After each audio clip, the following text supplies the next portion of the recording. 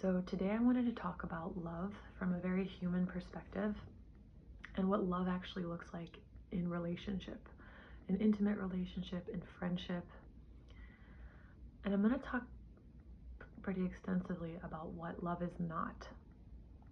And love really is a field that is a dimension of ourselves, and that dimension of ourselves, that Christed version of ourselves, loves everything just as it is, loves every person as they are, loves everything as it is. Now, we also have discernment, and we don't have to take everybody home with us, right? When you're choosing a partner, a friend, a business partner, it's important that you have certain compatibility and shared values, which I'll get into later.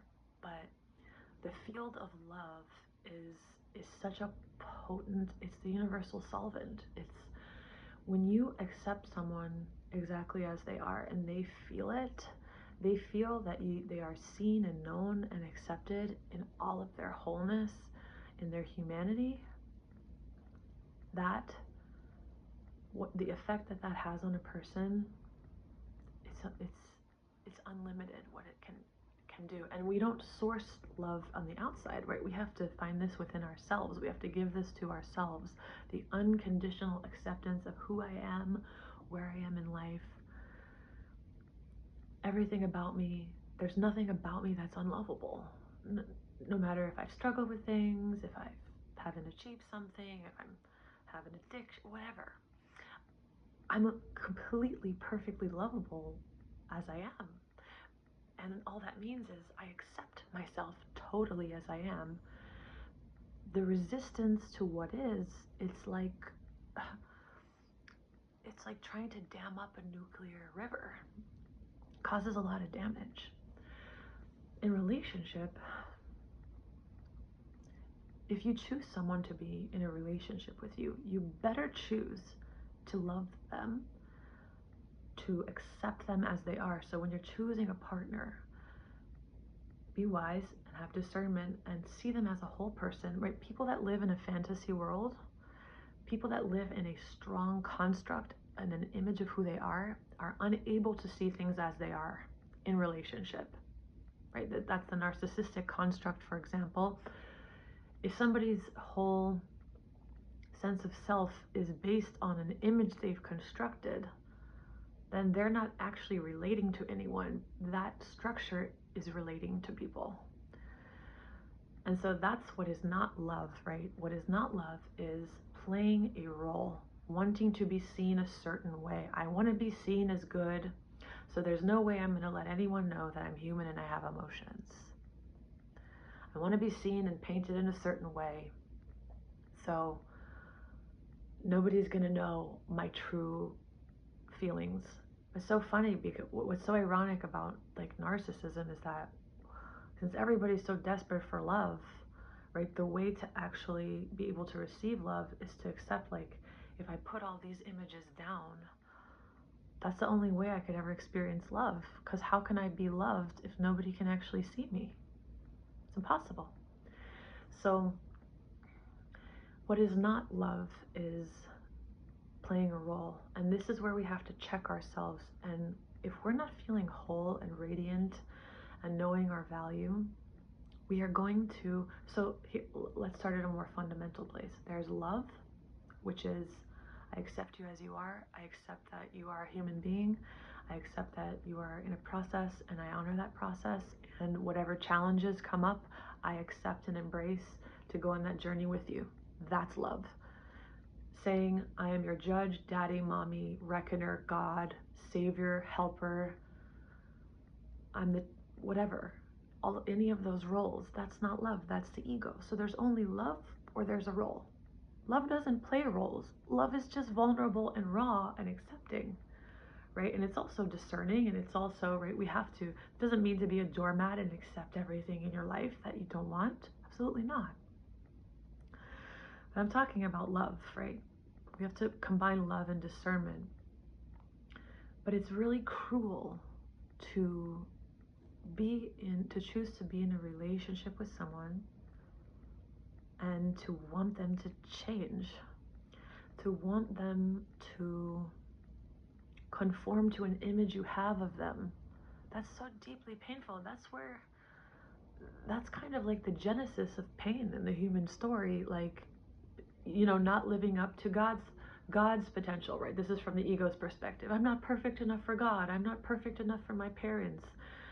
So the solution is to be the antidote and be like, you're perfect as you are. I enjoy you. I see your goodness. I see your light. I love you. I love you as you are. And it's to choose to be in a relationship with someone, right? And exclusively collapse your attention on what you don't like about them is a cruelty to you, to yourself, because love is also taking somebody as yourself. So when you criticize them, when you need them to be something that they're not, you're just using that as an excuse to sip on your own rage addiction. Okay? So when you're playing a role, the ego plays roles. It's like the ego creates strategies and images and characters to interact with the world, right? And there's nothing wrong with the archetypes. We can use the perfectionist to perfect a skill. We can use the peacemaker, right, as an energy, like maybe if we're a diplomat. We can use the adrenaline junkie when we want to learn how to have more fun, not necessarily, be an adrenaline junkie, but a master can go around the wheel and tap into the energies, right, to be a fully expressed being. But when we're exclusively playing roles, we are not in the field of love. So when you decide that you don't need to play a role, like, my value doesn't come from being a helper or a savior or being perfect. Also, emotional identities, I don't have to live as this chronically guilty being. Chronically guilty people attract blameful people. People that need to be needed attract people that need things people that suck your energy, tug on you all the time. A person that needs to be needed doesn't have self-worth. They haven't realized self-worth, I should say. They haven't realized that being human in and of itself is enough. Being me is enough. And there's someone out there who has realized the field of love that would love nothing more than to enjoy human you. Human you. Not helper you, not savior you, not perfect you, not happy you, not good you, just you. So we have to check ourselves in our own personal life. How am I embodying the ego consciousness, which is I haven't realized the soul, I haven't realized the field of love. So I'm deriving all of my worth from playing games and being a character in this world instead of just being myself. And how do you let go of these things? You just see them. I see that I feel this urgent need to be a caretaker. And by the way, this doesn't mean that we don't help people, we don't care for people, this just means that now it comes from a place of freedom and wholeness. It doesn't come from a place of deriving my identity from these and my value.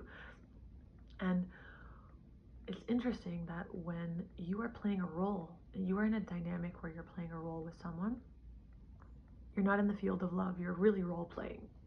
Maybe you're married to someone that feels like you're more like your son.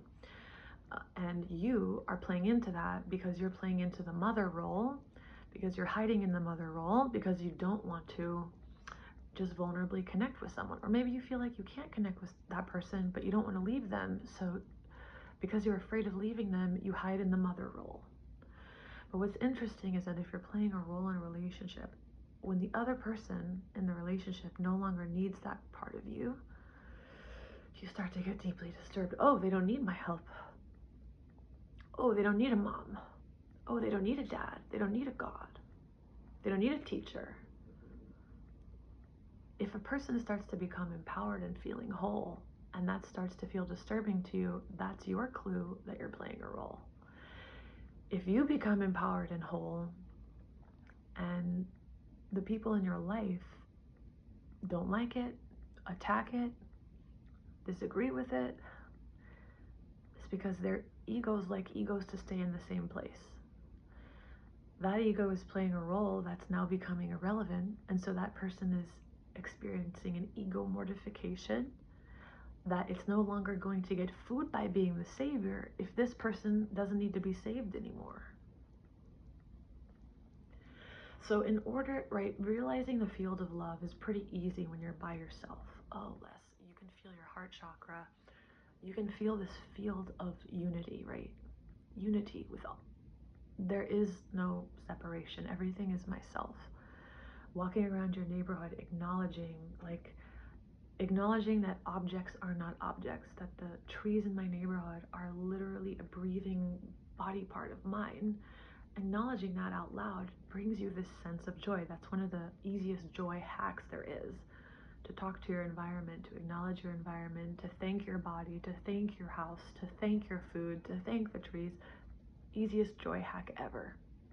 But when you're in a relationship with someone, that relationship triggers all of the ways that we don't feel that we deserve love. So the ego goes into role playing. So you have to check yourself and see, how am I role playing? How am I role playing? How am I maybe playing the role of a broken damsel in distress? Do I reach out? Do I give my power away chronically to somebody else? Is that feeding their ego? It's interesting, if you're in that dynamic and you no longer reach out or give your power away, if there's no bond left, then there was never love. If the only bond was the role play, it was pure ego. If somebody celebrates you, not only as you become empowered, but as you even at any stage of your journey, if somebody accepts you totally, then as you flower, they'll just celebrate you more and more and more, because it's not the ego that's needing to play a role to be validated by you. So love is the unconditional acceptance of a person as they are. If you're going to choose someone, look at them, take a step back, look at them, feel them, get to know them, get to know their core values, get to know what they want in life, right? Don't waste your time, don't waste their time. And decide that I accept that this person is a whole package, and I accept them in their wholeness. I accept their humanity. I accept their emotional expression. I accept what they struggle with. And I mean, because that's how you treat yourself. If you are in a relationship where you're sitting on some bench in the sky looking down on someone, needing them to be different, perfect, then that's what you do to yourself, which is really sad. That's how you treat yourself. That creates a very strong bar between the conscious and the subconscious mind. Because what you're saying to the universe is, I don't accept myself, and therefore I'm going to project it onto the other. If I don't accept myself, if I have a strong unacceptance of my humanity, I'm not going to unlock the parts of me that need to come up to be healed, because they're afraid of me. Of course they're afraid of you. You don't accept them. So really pay attention to the way you are in relationship. First of all, that is what you do to yourself. If you are living a really interesting example, again, of narcissism, a term that is used very, very loosely. Narcissism is really based on not only believing you're better than everyone, blah, blah, blah. Not only that, it's also really a strong image, an image of myself that I need to maintain. I want to be seen in a very specific way. And if I'm not seen in that way, I become deeply disturbed. And when somebody actually sees through that, there's this thing called narcissistic mortification that happens, where the image, the structure that was created around the person or in their psyche starts to break, and they become completely unstable, because all their stability came from that image, from that construct. And I find this ironic, and I have compassion for it, because when something is that intense in someone, They have so much fear of life. But what's ironic about it is the only way to be loved is to be seen. The only way to be loved is to be seen. So you have to be willing to see yourself. Who am I? What do I feel strongly about? Do I have some trapped emotions that I haven't expressed in maybe lifetimes? What are they? Why do I have pain in my body? What emotions are causing that? What am I holding on to? Is there something in myself I haven't forgiven? Is there a person I haven't forgiven? Really, like, looking at myself sincerely, examining myself sincerely with curiosity and love. Why do I feel like I need to be seen a certain way? Why do I feel like the only way I'm going to succeed is to pretend to be a good person? By the way, that's one of the most dangerous roles a person can play. Trying to be good, that's the ultimate religious conditioning. You're a human being that feels free to be themselves, free to be their human selves, with my emotions, with my reactions, but still having a desire to transform and alchemize the reactions. I can accept myself totally as I am. That person is the most loving person in the world.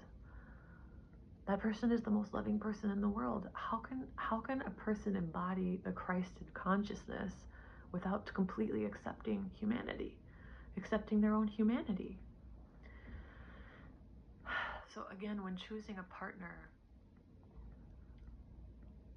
you always choose something that resonates with you. If you choose people that don't accept your humanity, it's because you don't accept your humanity, or it's because whatever emotion you get from that judgment of them is something that you're addicted to. So if you attract people that put you down and that make you feel subordinate to them, it's because you feel subordinate to them, is because you embody the energy of shame. It's not because of what they're doing to you. You're choosing someone to reinforce my emotional identity of shame. I'm gonna choose someone who tells me I'm wrong all the time, tells me I'm not good enough, tells me I'm not quite living at their level, right? Okay, why would I choose that? Well, there must be something in it for me. Maybe I'm addicted to the feeling of shame. Maybe that's my emotional identity. How do you break an emotional identity? You realize, whoa, this is complete bullshit. I am what I am. I is what I is. That flower is that flower. This crystal is this crystal. I'm just as divine as anything else in this universe. And my process and who I am is perfectly beautiful and fine, just as it is. When you really, really own that energy, anybody who does not understand what love is will start to fall away from your experience, and that's a good thing. Don't hold on. Do not hold on out of fear to people just because you're afraid of feeling alone. Healing truly happens when you've raised your standards and things start to fall away from your life and you're not willing to break your boundaries and go back and connect with a cheap energy. If people are going to meet you in the field of love, let them come meet you.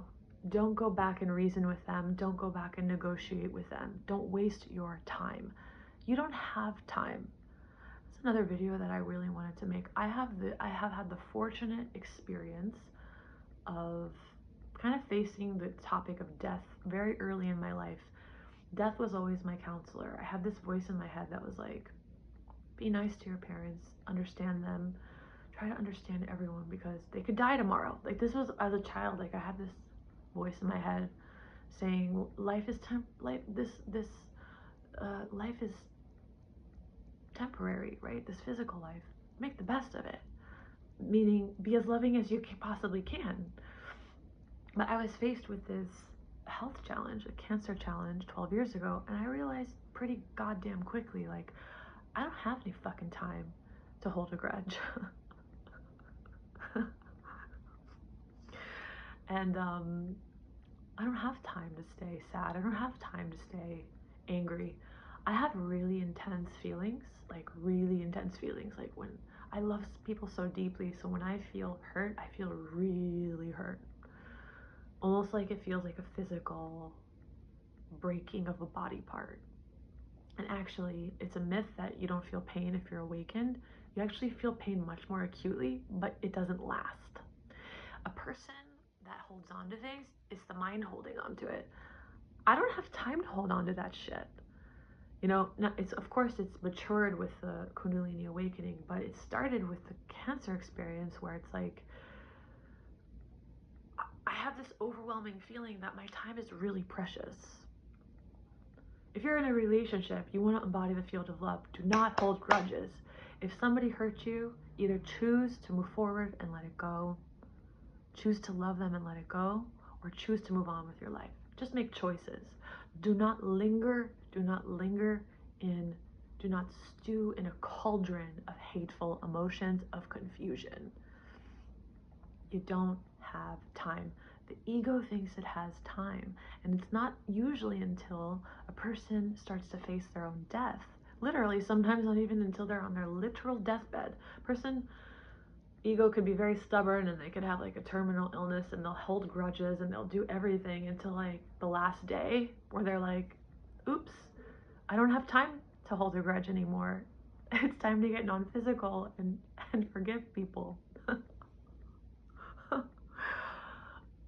So I just wanted to say this to whoever can hear it. Like, you don't have time. Like, you live forever, so you have enough. You can live. You could hold grudges and hold your nostalgia and depression and all this forever if you really wanted to. But you have a choice to say, I'm alive today. I'm alive today. I'm gonna love as much as I can. I'm gonna be the best me I could possibly be today. Best doesn't mean good. It means I'm gonna live in the highest understanding of who I am. I'm gonna love myself. I'm gonna accept myself. I'm gonna celebrate this world. I'm gonna talk to the trees in my neighborhood. I'm gonna say hello to life. I'm gonna say hello to the sun. I'm gonna celebrate my life. Do not stay in relationships where you're just harping on what happened, the trauma, what went wrong. It is a myth that your trauma or whatever dictates your emotional conditioning. You literally can say, and I will say, kind of takes like an amplitude of a decision, like Dr. Joe says, Dr. Joe Dispenza.